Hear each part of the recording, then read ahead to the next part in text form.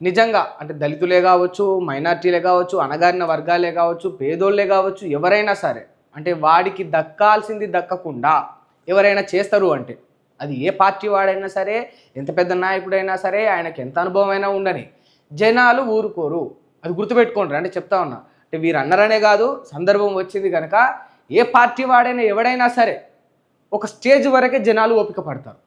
నువ్వు 100 ఇవ్వు, 100 ఇవ్వు, 101 తప్పు చేసినావంటే జనాలు సహించరు. జనాల మైండ్ సెట్ ఏ విధంగా ఉంటుందంటే 100 చేసినోడికి మరి 101 చేయనికి ఎన్నొస్తుంది, ఈ ఒక్కదాని కాడ ఎందుకు ఇట్లా చేస్తున్నావు అనే విధంగానే ఎప్పుడు కూడా ప్రజలు ఆలోచిస్తారు. ఎందుకు అంటే పన్నులు కట్టబట్టే అన్నిటి మీద, చెప్పుల కాంచెలి, గుడ్డల కాంచెలి, పప్పు కాంచెలి, ఉప్పు కానించలి, బియ్యం కానించలి, పెట్రోల్ కాంచెలి, సిస్సులని, అదని ఇదని, ఇంటి పన్నని, నీళ్ళ బిల్లని, కరెంటు బిల్లని, ఎన్ని జనాలు ప్రభుత్వానికి చెమటోడ్చి వాళ్ళు కొనుక్కునే ప్రతి వస్తువు పైన ఏదైనా వాళ్ళ ఇంట్లో వాళ్ళకు వాళ్ళే సొంతంగా ఏదన్నా తయారు చేసుకుంటే తప్ప, అంటే ఇట్లా చెరువులకు పోయి చేపలు పట్టుకొచ్చి చేపల ఫ్రై వండుకొని వాళ్ళు ఏమైనా చేసుకుంటే తప్ప, మళ్ళీ అల్ల కూడా అంటే కారం కొన్నా, అల్లేమన్నా, అల్లం వెల్లిగడ్డ వేసి ఇంత మసాలా కొన్నా దాని మీద జిఎస్టీ అని, అదని ఇదని, ఈ బిల్లని ఆ బిల్లని లేనిదొక పైసా యాడ్ అవుతూ ఉంటుంది.